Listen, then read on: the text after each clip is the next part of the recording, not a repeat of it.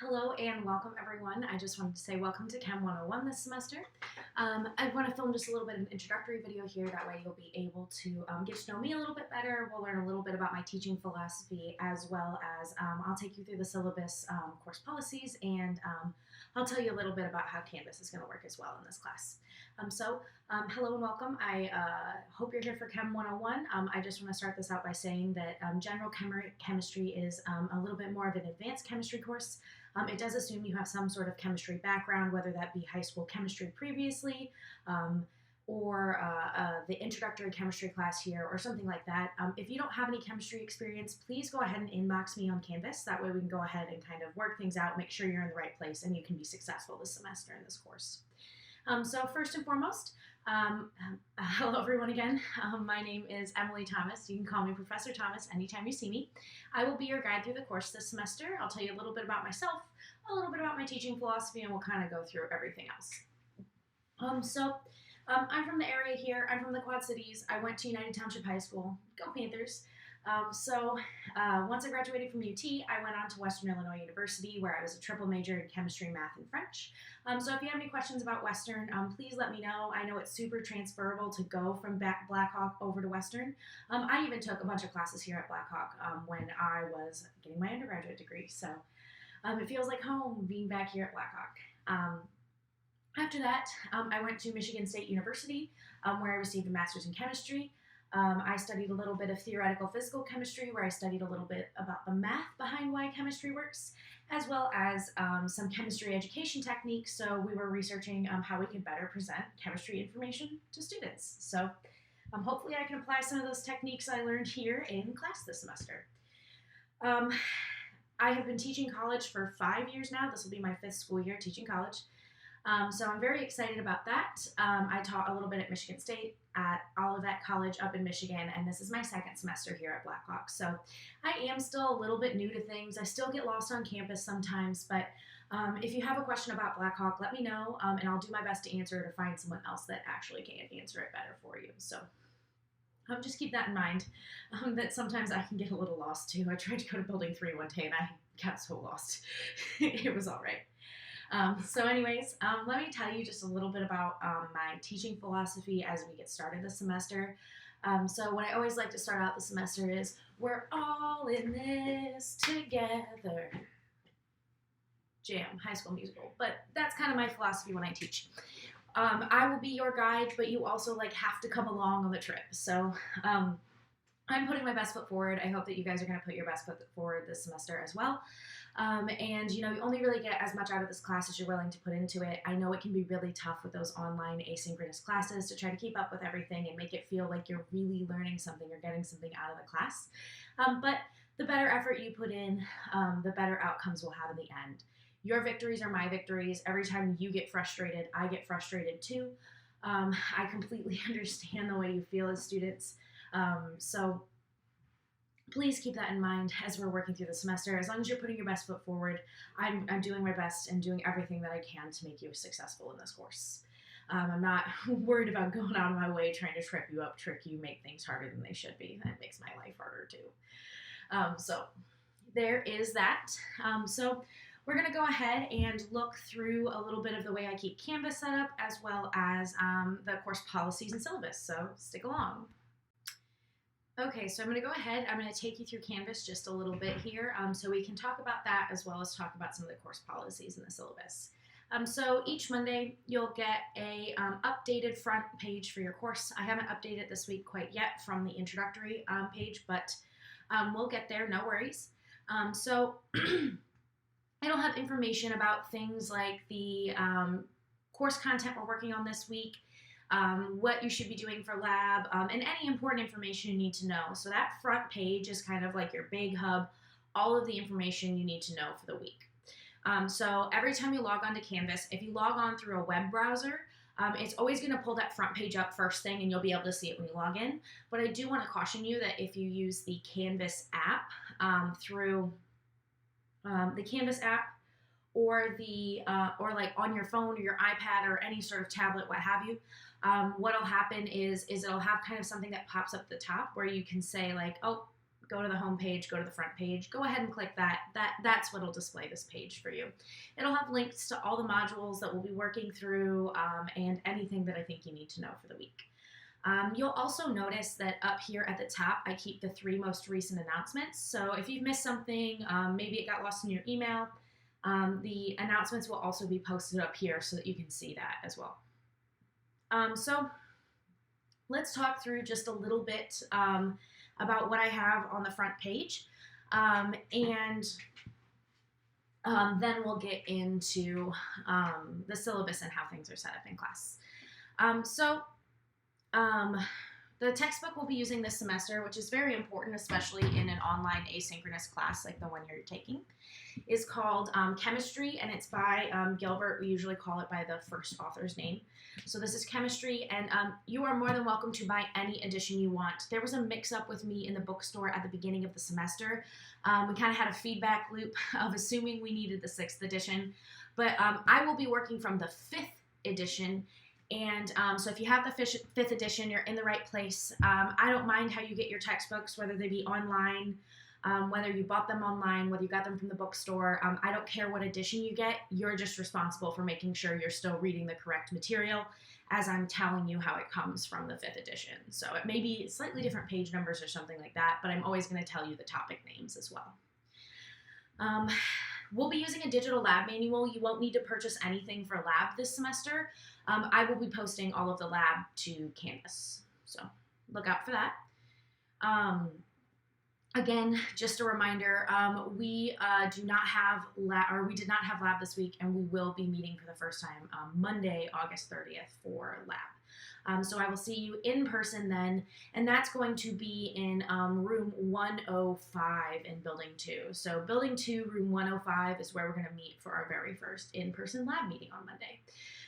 It's just so that we have enough space so that we can fit all the students in class in one room together, so we can have one big group introduction, and it'll be much easier for that period. So, and the last thing I want to say before we get a little bit further into this is, like, I use the announcements function like it's like nothing else. I will be sending you announcements constantly, and it's going to be my main point of contact with you. I'm not going to send out like group emails specifically to your email. I'm not going to like be coming from my BHC email. You're going to see announcements from Canvas, okay? So I highly recommend that you make sure that your email notifications are on for announcements, especially for this course. Or you could also, or you could do both, or you could also download the Canvas app to a device that you use often and turn the notifications on for that device so that you can get real-time notifications about everything that's going on. If there's something going on, I'm always going to be constantly updating you and letting you know. So that is your best place to make sure you know what's going on. So please, please, please make sure that you have those announcements on. We've had the conversation now. No excuses if you miss my announcements. You should be checking for them all the time. And if you have an issue with it, you can go ahead and contact ITS, and they'll be able to help you get all of that set up. So that's a little bit there about the way I'm going to have the course set up. These are the options you'll be able to see over here on the left side. If you click the announcements tab, it's going to show you all of the different announcements here that you'll see for the whole semester in the class. So maybe you want to go back, you missed something. Maybe I mentioned something and you can't remember what it was, but it's not one of those top 3 that pops up. You'll be able to see all of the announcements for the whole semester. The modules tab will include all of the course modules. You'll start to see this populated with modules corresponding to each chapter as well as each lab meeting. So please be sure you're keeping an eye on this tab. I'll always link what you directly need to the front page first. However, if you're looking for something that maybe isn't quite linked on the front page right now, it'll all be contained within that modules tab.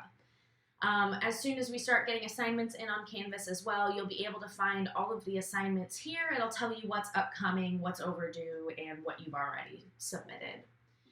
Okay, so if you want to check out the syllabus at any point in time, you'll find it in the syllabus tab here. I have it linked to the syllabus page.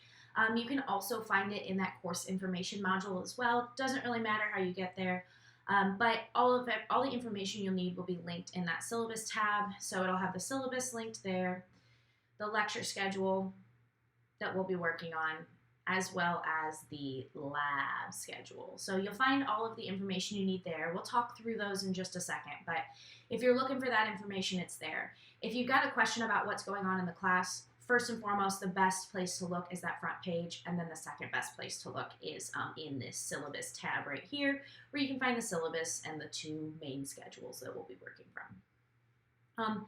The big blue button, formerly Canvas conferences. If we ever, for some reason, have to meet online, I will likely be using Canvas conferences. Oops. As my main point of online contact. I don't usually use Zoom. I prefer Canvas conferences. So you just couldn't see it there because if I'm in practice student view, I'm not allowed to show it to you.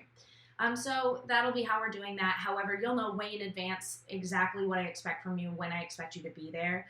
We'll talk about a lot of different things like that when it comes to meeting for the first time in person for lab on Monday. So you can also find a tab here with your grades. I will always keep your grades updated with the assignments that are potentially being dropped, anything that's graded and anything that's there. So as soon as things start to populate here, you'll have all of the information you need in that tab. We also have a people tab that maybe you're trying to figure out someone's email, you had a question from class or something like that. You can find all of the other students in the class here, as well as some information about the library and tutoring. So let's go ahead and we'll quickly talk through some of the course policies that we have. So you're here for General Chemistry 1. It's Chem 101. Again, it's just a little bit more of an advanced chemistry class. So if you don't have that chemistry background, please inbox me on Canvas and we'll try to figure out if this course is the best place for you to be this semester. So again, hello, I'm here. I am your professor, Emily Thomas. You can call me Professor Thomas anytime you see me out and about. So I do have an @bhc.edu email. However, it's much better for me if you contact me through the Canvas inbox. So when you contact me through Canvas inbox, it gives me your section, it gives me what class you're in, it gives me a more direct connection to some of that kind of metadata information I might need to answer the question you're sending me. So if you could always contact me through Canvas inbox, that would be absolutely awesome. Please be sure if you contact me through email that you give me your course and section number. That way I can kind of figure things out more quickly there. Most of the time, Canvas inbox works well, but I totally understand if you shoot me an email to my BHC email address if something's acting a little funky. I do have a phone here on campus, and the phone number is listed in the syllabus. However, I will say that's probably one of the worst ways to contact me. So it only rings in my office. So if I'm not in my office, I can't answer. I may be doing something else, so I'm not going to pick up right away. If I'm like in a meeting with someone or talking to another student or something like that. So email and inboxing me on Canvas, like inbox on Canvas, just inbox me on Canvas. That's going to be the best way to contact me, and like that'll be how you get your fastest answers. I know sometimes it feels like if you call someone, it's going to be a faster response, but with my phone and kind of with COVID and being on and off campus at different times than what I might usually be, it may not be the fastest way to actually get a response from me. Inboxing me on Canvas is going to be the best way. So if you're ever on campus and you're looking for me, my office is in Building 2, Room 252. So if you have any questions, I will be there. I'm ready to talk to you. And the best times to come ask me questions is during my office hours. So my office hours are Monday from 11 to 11:50, Tuesday from 9 to 10:50, and then Thursday from 12:30 to 2:30. So if you have any questions, it's the perfect time for that. I'll talk a little bit more about what office hours can be used for in a little bit here. But I will say, if you stop by my office in person outside of those times, and I'm preparing for a meeting or I'm doing something for a course that has to be done absolutely right then, I may ask you to come back during office hours, or we can find a time where we can both meet that works great for both of us. So don't be offended if something like that happens. It's just that those are the times that I'm specifically set aside to answer your questions. Other than that, we'll have to work together to find a meeting time if for some reason those don't work for you. So Just as a reminder, this is an online asynchronous class, so we have no lecture meetings. I will be posting all of the content and lecture videos to Canvas for you. And so completing the online content as it's due serves as your lecture. We will meet for lab in person Mondays, 5 to 7:50. In Building 2, Room 217, again, except for that very first lab meeting, that very first lab meeting is going to be in Building 2, Room 105 instead. So Monday, I will see you Building 2, Room 105. As far as the course goes, again, this is a deeper dive into chemistry topics. So if you've taken introductory chemistry, it's like a broad overview. It's the width, not the depth kind of chemistry. This is going to be the depth kind of chemistry where we're going to work really hard through a lot of these topics, and we're going to get down to the actual nitty-gritty details. So I have 5 bullet points here, and these are the 5 things when I'm grading anything that you turn in that I have in the back of my mind. They underpin all of the different topics we're going to be discussing this semester. When I'm thinking, when I'm thinking and I'm grading and I'm deciding if something is correct or incorrect, what I'm thinking about are these students demonstrating the skills listed here in these 5 bullet points. So when you finish the class, you should be able to really easily have check marked all of these, and I'm sending you on to the next instructor well prepared with all of these concepts down pat. So that's kind of my philosophy. I don't want to send you on to the next instructor, have them come banging on my door. Professor Thomas, what the heck? Your students don't know anything they're supposed to. So that's kind of my thought process when I am getting you ready to go and I'm getting you through General Chemistry 1 this semester. So I have, of course, topics outlined here. These are some of the things we're going to go through, we're going to go over, but I'm not going to go into too much detail about those topics here because you'll find them as our friends along this semester. Again, you do have the required textbook. It's Gilbert. I showed you it hanging out. If you cannot get that textbook within the next 2 weeks, please contact me so that I can figure out what we can do to make sure you have all of the materials you need. But you do need to be working on that as soon as you possibly can. And the other thing I think you'll need for this course is a scientific calculator. So please get your hands on one of those. You can get them relatively cheap online. I heard that you can check them out if you go to the bookstore for a small fee each semester, so you might be able to find them there. But really my main requirement for a scientific calculator, one way you can just like identify really quickly whether it is a scientific calculator or not, is if it has the logarithm function. So you should see a button that says log or LOG. If it has that button, it's a scientific calculator. It's going to work for the semester. You won't be able to use your phone as a calculator on exams or anything like that. So it's best if you kind of get your hands on a physical calculator as soon as you can. That way you can practice pushing the buttons and actually getting used to and feeling it out as you get ready for the semester. So I also want to point out too, especially because this class is in that online asynchronous format, you do really need a reliable access to the internet. So whether that be like a laptop with internet access, you have some place you can reliably log on all the time. Please make sure that you are able to do that. So if you think you're going to get by this semester without it, it's probably not going to work so hot. So just keep that in mind too. You can always access the internet here on campus as well. So if you're having trouble at home, you can always come to campus as long as you're meeting all of the restrictions and guidelines for accessing campus. But you should always be able to access the internet here as well. So if you're struggling, you're like, I'm trying to turn in my assignment and it's not working, you can always head here as well. And then trust me, I've done many assignments from a Starbucks parking lot because I was just stealing their Wi-Fi. Okay, so as far as attendance goes, you don't have a lecture to attend so many times per week, but you do have a lab that you are expected to attend in person. One of those 5 bullet points up above says that you need to demonstrate the ability to collect and interpret data in lab. So please be sure that you are preparing yourself to be able to attend all of those in-person lab periods. So if you're not keeping up with the content, with everything that's going on, especially with the fact that we don't have scheduled lectures, you're going to fall behind very quickly. I just want to remind you, you should be on time.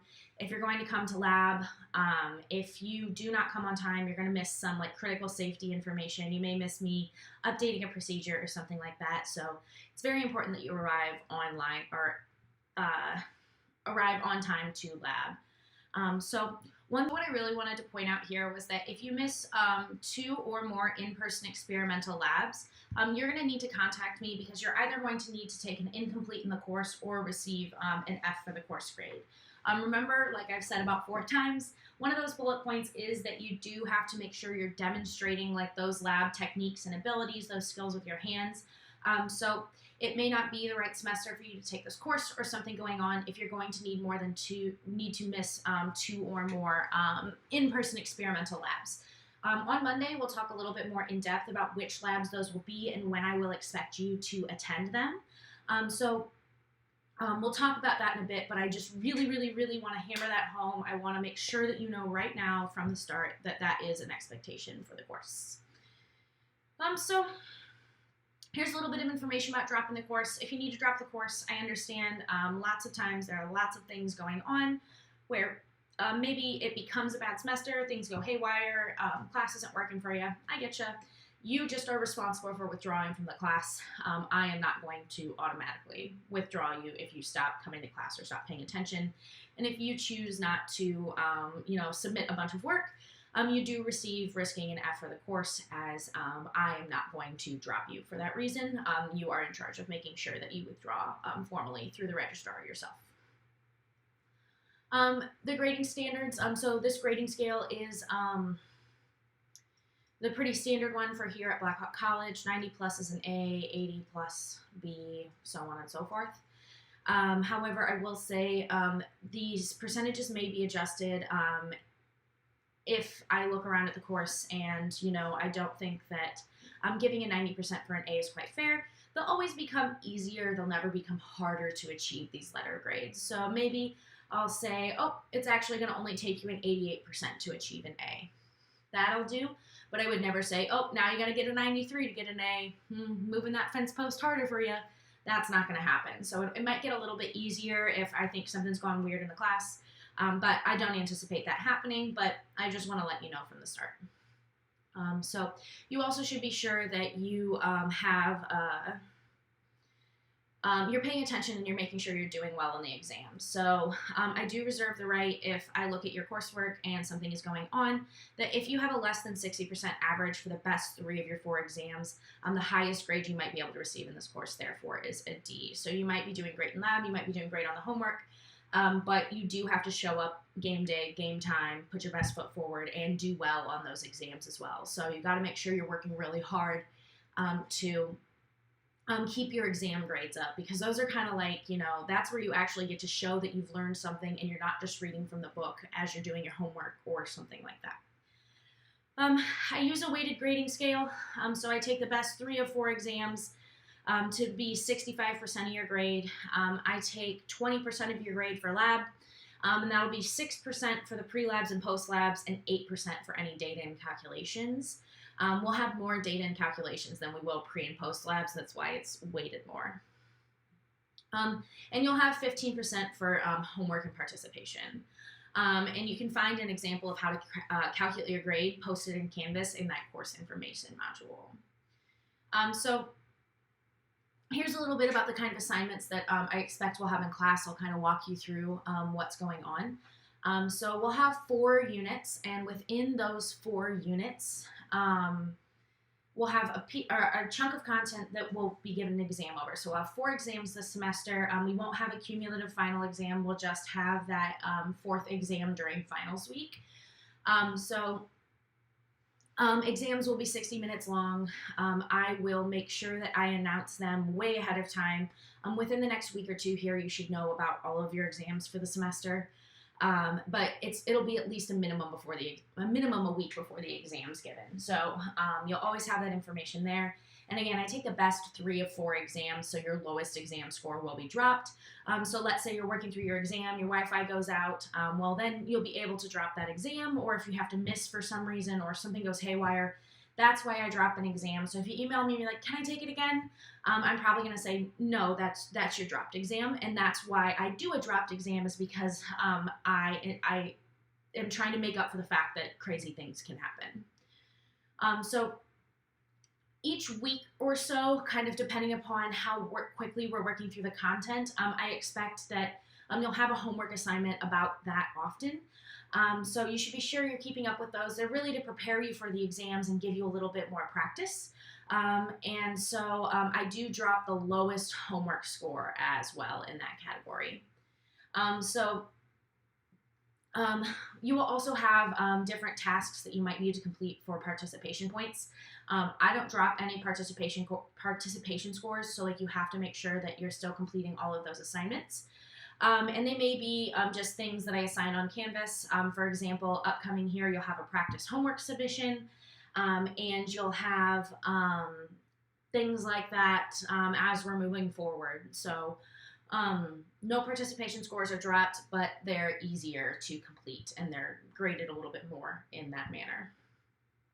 So as far as lab goes, each week when you come to lab, you'll have usually a pre-lab assignment before you come to lab, but you won't have one for Monday. And then you'll have some sort of data calculations or exercises to complete while we're in the lab or in the classroom working on lab work. And then you'll have a post-lab generally to complete afterwards as well. So this will all come in Canvas through the lab manual. And I do want to let you know that I will be dropping the lowest score in each of those categories. So lowest pre-lab, lowest data and calculations or exercises, and lowest post-lab. So if you have to miss a lab for some reason, something weird's going on, let me know, but I will drop the lowest score, so I'll probably be like, okay, cool, no makeup work, we're dropping that one then. There's some information here about tutoring, so yeah, I would love to answer your questions at all times through Canvas inbox. However, I do need sleep at some point, so we do offer 24/7 tutoring, so you can find more information about that here. I'll give you a quick rundown of the lecture and lab schedule in just a second, but it's also in the syllabus if you're looking for it. And I just want to make one point quickly about academic dishonesty before we move on to those schedules.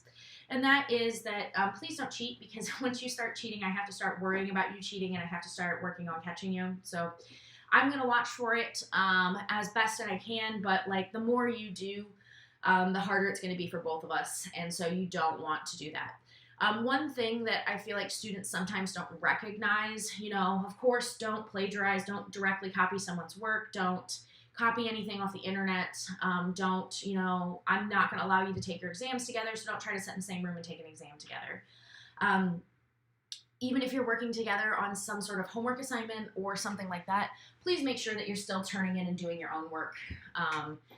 It's not good to get in the way and cause those problems. So one thing that students I feel like don't realize outside of that list of kind of the general like cheating scheme is that you cannot turn in any lab work from previous semesters. So if you've either taken CHEM101 before or something like that, what'll happen is like all of us instructors, we have little things that we kind of change about assignments or put into assignments so we can tell what semester they're from. So if you end up submitting something from a past semester, I'm going to notice, and that is actually considered academic dishonesty as well. You have to do all brand new work this semester, even if you've hypothetically taken this class before.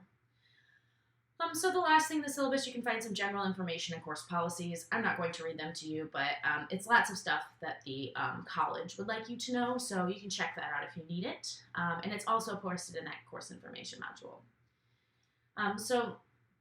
Last thing really quick before I send you along your way to get ready to start the semester strong is I want to point out what's in that course information module and how you might use this. So that current front page is the welcome message here. And I have a link here to a Google form posted.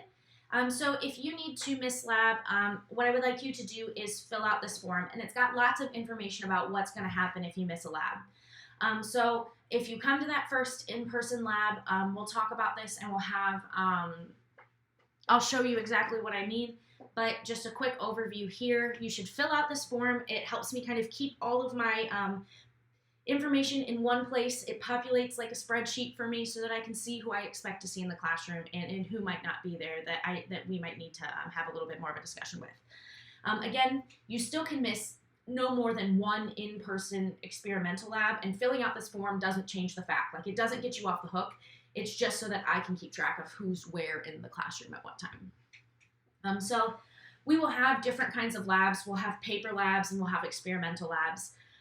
If we're completing a paper lab and you need to attend by Zoom because you're sick or you got contact traced or something, please let me know. I'll try to set something up for you. It's not the best way to attend lab. Like, these are not things that you should be doing if you have other options to come to campus. Please come to lab and experience it in person. We are lucky enough that we are able to do that, and we are fortunate and privileged enough to be able to meet on campus. Please come see me on campus. But I do understand we will have some contact tracing issues. You might get sick, etc. But please fill out this form. You should always plan to attend in person, but if we have to work on something else, we can. So the paper labs, we can totally do this with, but we will not be able to do it for the experimental labs. If you inbox me on campus, like the morning class is supposed to start, I can provide you with the information about how to attend class online. I just won't know until like right before class starts, because sometimes, I try to use Canvas and it's being weird, Zoom's being weird. I don't know exactly which link it's going to be. So make sure you're contacting me to triple check that you have all of the information you need about how to attend class. However, again, if we are completing that in-person experimental lab, I cannot provide you with a Zoom link or online attendance for these kinds of labs. Again, you have to learn those skills with your hands, so there's no way that I can actually make that happen for you over Zoom.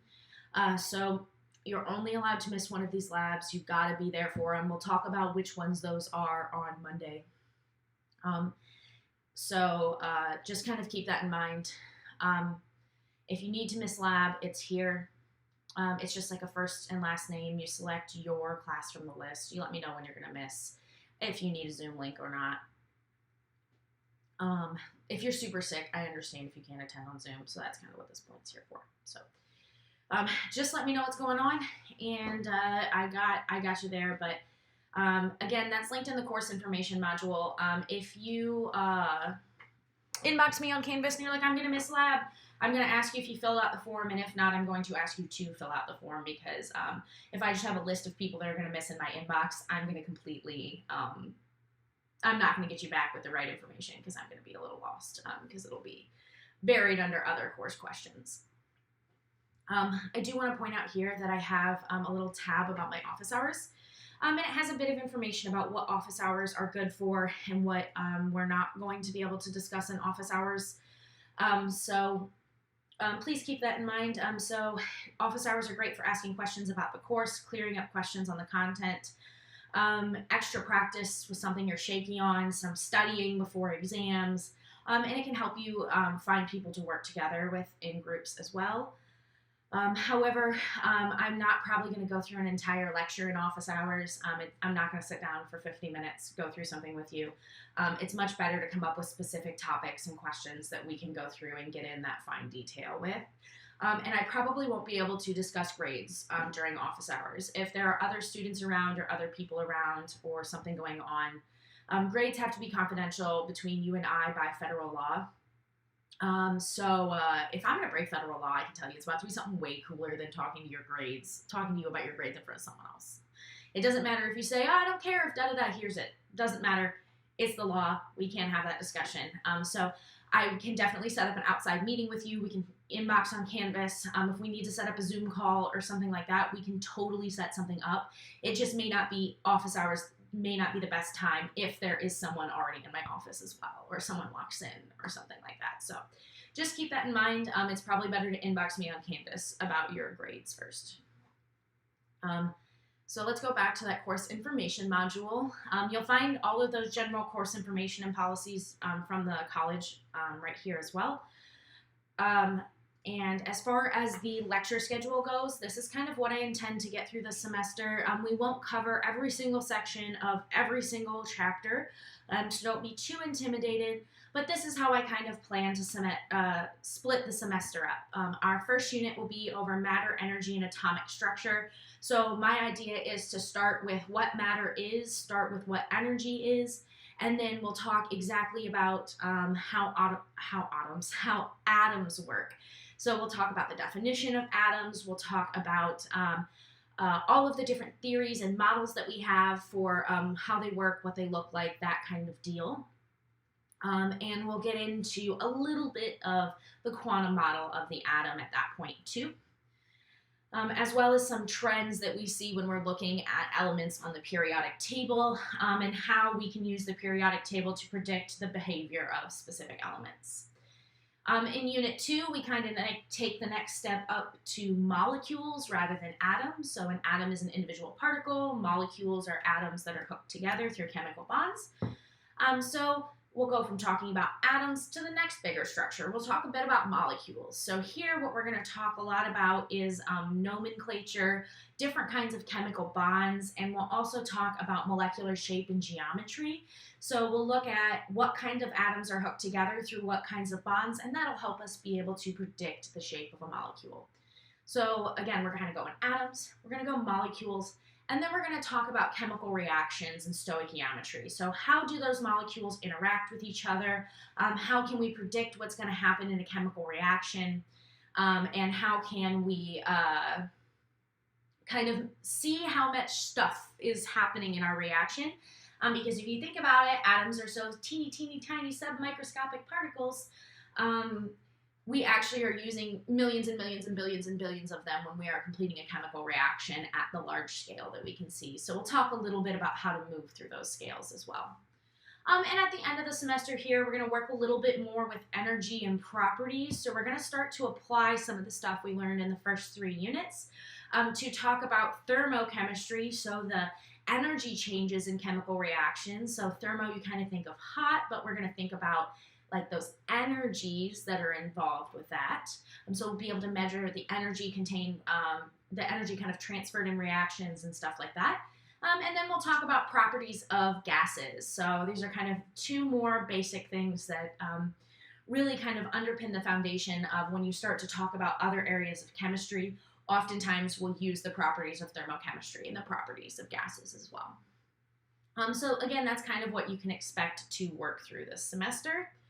And I have done my best as well to make sure that as we're working through this and we're working through our labs, they're very connected with what we're doing in lecture that week as well. So lab 1 here is going to talk about units and conversions. That's an important part of chapter 1. And then if you keep working down, you'll see that it lines up pretty well with some of the things we'll be doing in lecture. So keep that in mind as we're working through everything. That's kind of what you can expect for the semester. I think that's all I have for you right now. So please let me know if you have any questions about this. Let me know if you have any questions about the class going forwards. And keep an eye out for your first kind of bits of information and assignments that'll be coming out very quickly here. I look forward to a good semester.